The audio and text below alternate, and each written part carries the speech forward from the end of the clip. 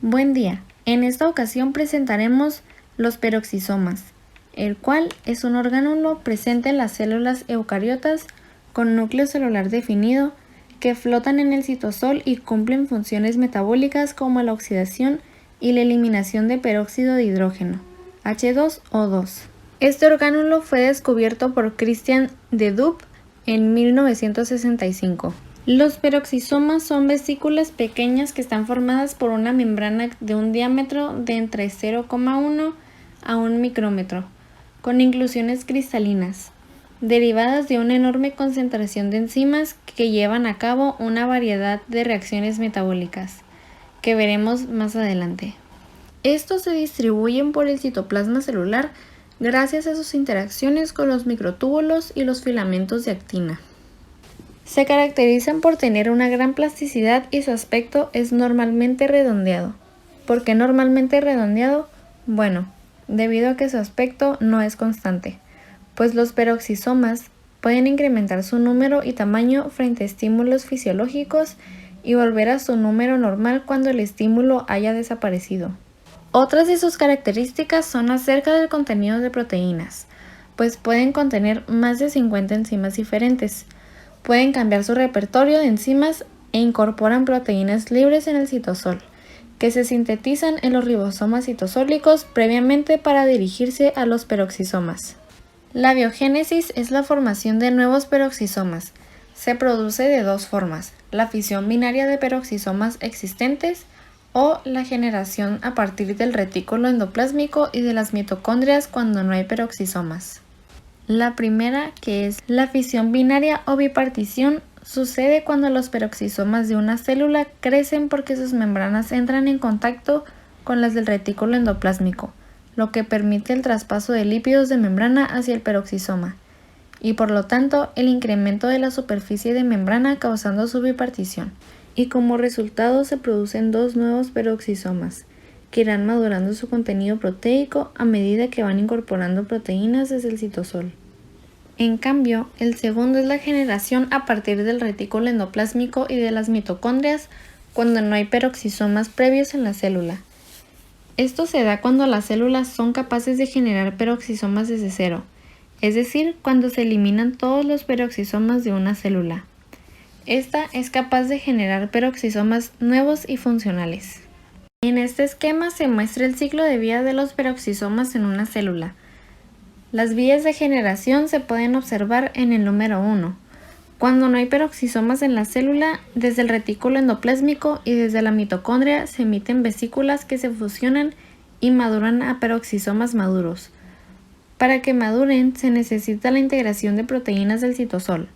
En el número 2 se muestra el proceso por crecimiento y estrangulación. Como dijimos, el de fisión binaria o bipartición. El crecimiento se produce por adición de lípidos desde el retículo por contactos físicos, no por vesículas. Desde el citosol llegan las proteínas tanto internas como de membrana.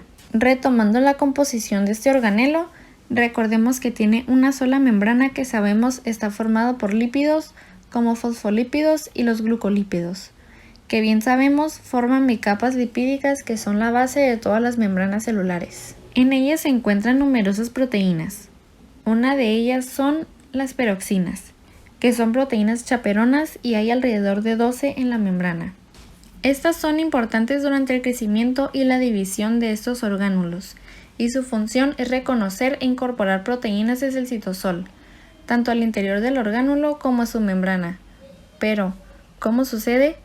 Estas enzimas reconocen la secuencia señal, PTS1 o PTS2, Peroxisome Targeting Sequence, de proteínas de citosol que van a peroxisomas, ya sea que vayan al interior del orgánulo o formen parte de la membrana. Una vez reconocidas las proteínas con secuencia señal PTS1, que tiene serina, lisina y leucina, es recibida por el receptor PEX5, que posteriormente se une a PEX14, que sí está en la membrana. Después, el PEX12 recibe el complejo proteico, PEX2 separa la proteína del receptor y el receptor es devuelto al citosol por PEX10. Recordemos que todo este proceso es posttraduccional, es decir, ocurre después de síntesis de proteínas en ribosomas. Las proteínas pasan plegadas y requieren hidrólisis de ATP y de la ayuda de diferentes peroxinas, como PEX5, como ya mencionamos. Asimismo, la matriz contiene numerosas familias de enzimas. De forma general, podemos mencionar a las oxidasas y con función muy importante las catalasas, que intervienen en procesos que veremos más adelante. Los peroxisomas participan en una variedad sorprendente de reacciones metabólicas. Resumidamente, llevan a cabo dos procesos metabólicos importantes. El primero es el metabolismo de lípidos, ácidos grasos que no degrada la mitocondria, puesto que las mitocondrias realizan un proceso parecido. Y en segundo, la protección celular frente a peróxidos y moléculas oxidativas perjudiciales, como presencia de radicales libres en la célula. De manera más específica, los peroxisomas en las células animales se forman tanto en el retículo endoplásmico liso como en las mitocondrias. En mamíferos degradan lípidos de cadenas muy largas, lípidos ramificados de aminoácidos, los cuales se obtienen de las bacterias intestinales y de algunos componentes de la dieta. Las poliaminas, entre ellas la espermina, espermidina, putrescina y cadaverina, participan en la biosíntesis de vinil éter glicerofosfolípidos denominados plasmalógenos y síntesis de ácidos biliares en el hígado. Por otro lado, en hongos como las levaduras favorecen la asimilación del alcohol. En conjunto, en las plantas y en los hongos, la oxidación beta se lleva a cabo. En plantas se realiza el ciclo de glioxilato. También los peroxisomas tienen participación en la fotorrespiración de las plantas. Por último, pueden realizar autofagia celular, es decir, la autodigestión de material interno, lo que controla la cantidad de peroxisomas en la célula. Este proceso se produce por estrés celular o anoxia. Se forma un autofagosoma que se fusiona con el peroxisoma y lo degrada. Todos estos procesos se realizan mediante una reacción de oxidorreducción o redox, o sea, la pérdida y ganancia de electrones respectivamente, producida por oxidasas y catalasas. Las oxidasas son enzimas que catalizan reacciones en las que una molécula es oxidada, provocando una pérdida de hidrógenos donde el sustrato, es decir, la molécula que será oxidada, puede ser aminoácido, una purina o el ácido láctico. En el peroxisoma, en presencia de moléculas de oxígeno e hidrógeno, la oxidasa cataliza la reacción del sustrato formando un proceso oxidativo que da como resultado peróxido de hidrógeno. El peróxido de hidrógeno, comúnmente llamada agua oxigenada, es una molécula altamente reactiva y por lo tanto muy tóxica. La catalasa es la que nos ayudará con la degradación de esta molécula tóxica. La catalasa es un tetrámero formado por 4 subunidades. Cada monómero posee un grupo prostético hemo. Recordemos que el grupo prostético, que es hemo, en su composición tiene una molécula metal, por lo tanto es un cofactor y se une en el centro activo del complejo proteico. La enzima catalasa permite la inactivación de peróxido mediante la siguiente reacción, en la que se liberará agua y oxígeno, como se muestra en la imagen.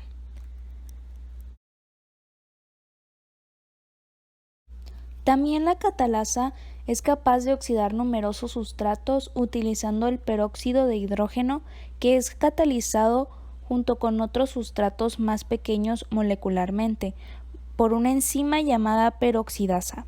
Un ejemplo es el mecanismo de detoxificación realizado por el hígado y los riñones, que consiste en la oxidación de sustancias tóxicas como los fenoles, etanol, formaldehído, entre otros. Por lo tanto, se dice que tiene la catalasa una función catalítica y una peroxidativa. Otro de los procesos más importantes que previamente habíamos mencionado es el metabolismo de lípidos, o sea, la beta-oxidación. Cabe aclarar que en este proceso se utilizan las enzimas ya explicadas. Bueno, la beta-oxidación sucede en mitocondrias y peroxisomas, pero en estos organulos, o sea, los peroxisomas, el proceso oxidativo de los ácidos grasos no va encaminado a producir energía.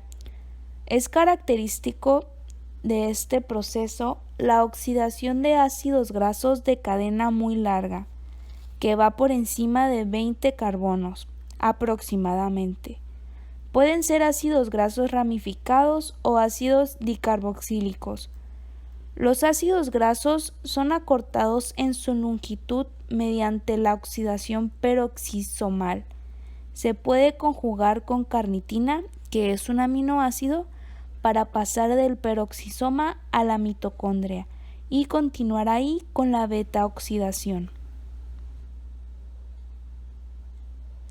Por medio de una analogía, comparemos a la zanahoria que vemos con ácidos grasos y al cuchillo con la acción de enzimas en proceso de beta-oxidación de los peroxisomas.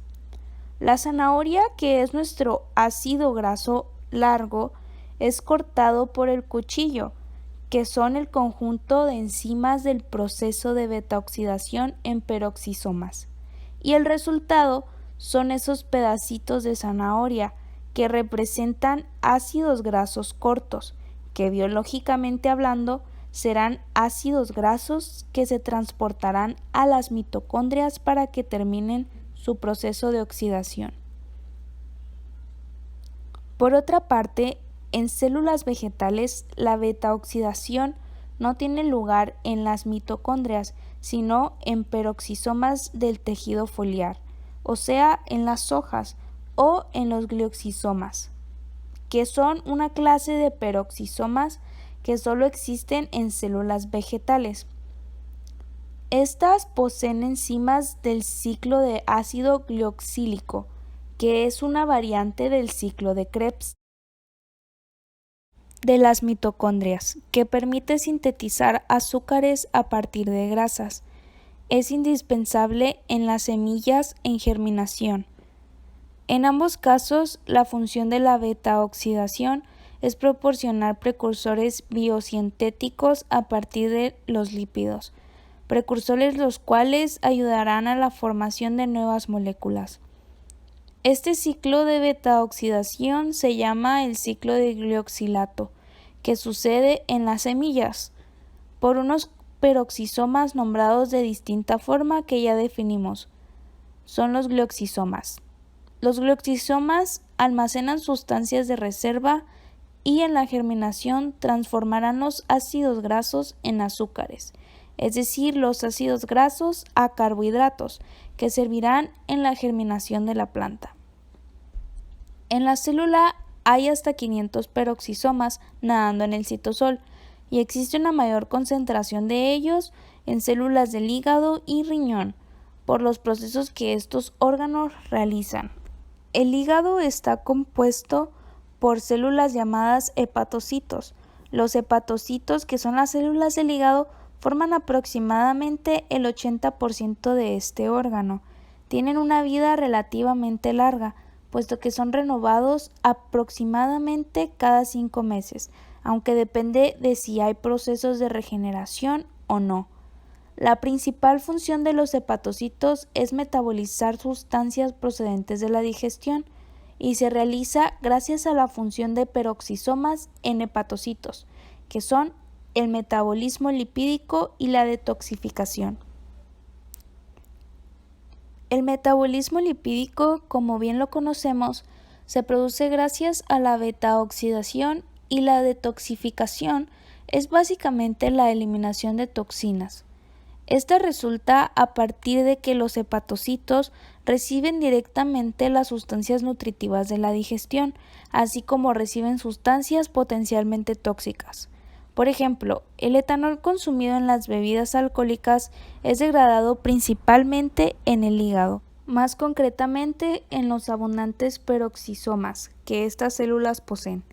Aproximadamente la mitad del alcohol ingerido es convertido en acetalaldehído en los peroxisomas de los hepatocitos.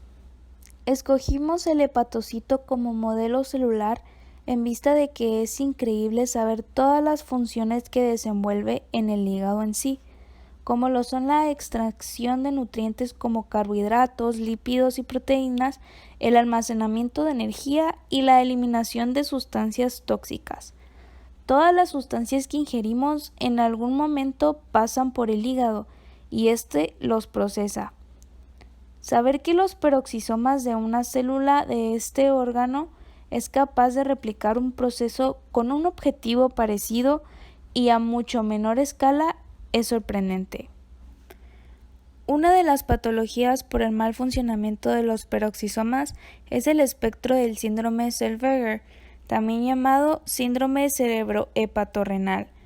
Es un desorden congénito poco frecuente que se caracteriza por la baja producción o ausencia de biogénesis de peroxisomas, especialmente en tejidos encargados de la depuración y desintoxicación del cuerpo, tales como el hígado y riñones, como hemos venido diciendo. La mayor incidencia del síndrome de Zellweger se ha publicado en una región de Canadá con un caso por cada 12.000.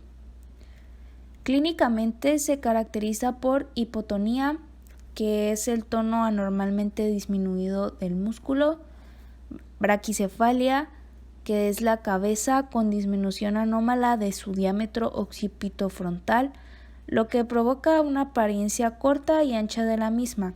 También la hepatomegalia, que es el hígado anormalmente grande, e icteresia, coloración amarilla normal de la piel. También presencia de quistes renales, macroscópicos a nivel cortical y microscópicos a nivel glomerular y tubular.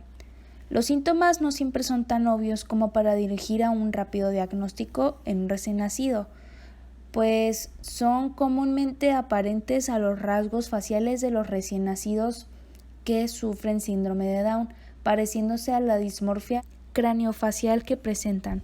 Esta situación solo hace más difícil el diagnóstico. Este síndrome no tiene cura. Se usan medicamentos epilépticos estándar para controlar las convulsiones. La coagulopatía hepática puede ser tratada con suplementos de vitamina, mientras que la colestasis puede requerir el suministro de todas las vitaminas liposolubles. Se puede necesitar una gastrotomía para proporcionar una adecuada ingesta de calorías y deben restringirse los alimentos ricos en ácido fitánico. El análisis bioquímico en esta enfermedad demuestra un aumento en los niveles plasmáticos de los ácidos grasos de cadena muy larga, del ácido fitánico, de intermediarios del metabolismo de los ácidos biliares y del ácido pipecólico. La síntesis de los plasmalógenos está reducida. Todos estos parámetros bioquímicos reflejan alteraciones de las funciones peroxisomales.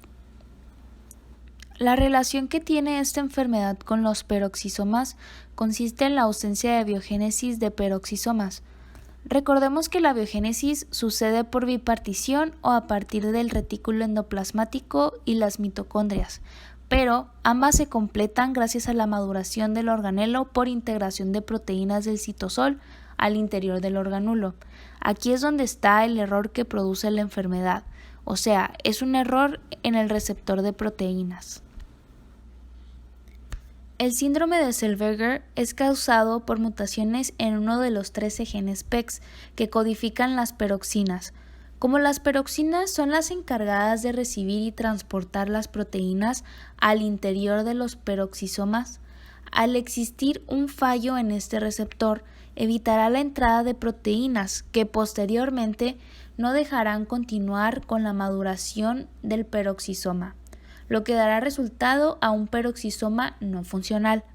Por eso, la causa del síndrome de Zellweger es definida como una ausencia de biogénesis de peroxisomas, sin olvidar que este tiene un origen de un error genético. La importancia de los peroxisomas radican en la aportación que brindan para lograr el equilibrio químico, gracias a todos los procesos que estos realizan. La mortalidad y esperanza de vida de las personas que padecen el síndrome de Zellweger es solo una demostración de lo importante que pueden ser los peroxisomas y qué sucede cuando tenemos alguna anomalía en ellos.